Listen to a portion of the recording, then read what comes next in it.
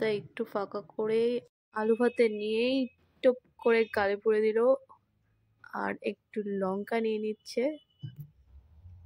কি কেমন লাগছে খেতে?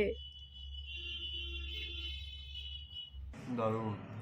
তো এই ঠান্ডার মধ্যে চলে এসেছি লঙ্কা তুলতে, ফেনা ভাত খাবো। সেভাবে কাটেনি, এদিকটা দেখো কত কুয়াশা। তো দেখি কোন গাছে ভালো লঙ্কা আছে।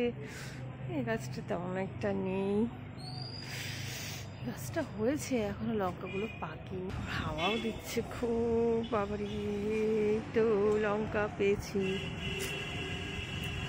বাহ, লঙ্কাগুলো তো সুন্দর বড় হয়ে গেছে।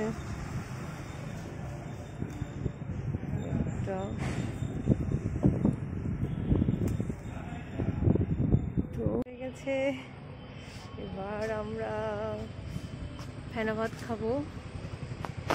তো এবার নিচে এসে আমরা চালগুলো ভালো করে ধুয়ে নেব। আর যাই বলুন না কেন, শীতে কিন্তু ফেনা ভাত খাওয়ার মজাই আলাদা, সঙ্গে যদি থাকে ঘি, আলু ভাতে আর কাঁচা লঙ্কা। তো চালগুলো আমাদের ভালোভাবে ধোয়া হয়ে গেছে। এবার কড়াইতে আমরা কিছুটা পরিমাণ জল দিয়ে দেব, আর পাতলা পাতলা করে আলুগুলো কেটে নিয়েছি যাতে তাড়াতাড়ি সিদ্ধ হয়ে যায়। তো এবার এটাকে ঢেকে রাখবো কিছুক্ষণের জন্য। জলটা ফুটে উঠলেই আমরা চালগুলো দিয়ে দেব। আমরা এখানে গোবিন্দভোগ চাল ব্যবহার করেছি, আপনারা চাইলে যে কোনো আতপ চাল ব্যবহার করতে পারেন। আতপ চালের ফেনা ভাত করতে কিন্তু একদমই টাইম লাগে না। তো সবাই কিন্তু অনেক আগ্রহ নিয়ে বসে আছে কখন এই ফেনা ভাতটা শেষ হবে।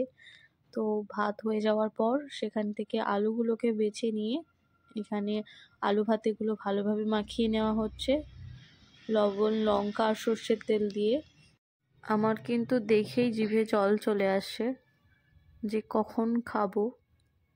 আলু ভাতে মাখা কিন্তু এখানে অলমোস্ট রেডি হয়ে গেছে।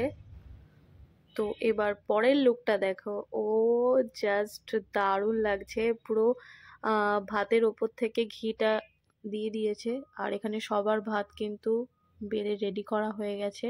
এবার একজন আমাদের রিভিউ দেবে। তো বিশাল আবভাব নিয়ে ভাতের চারপাশে একটু লবণ ছিটিয়ে নিচ্ছে, তারপরে ভাতটা একটু ফাঁকা করে আলু ভাতে নিয়েই টপ করে গালে পুড়ে দিল, আর একটু লঙ্কা নিয়ে নিচ্ছে। কি কেমন লাগছে খেতে? দারুণ।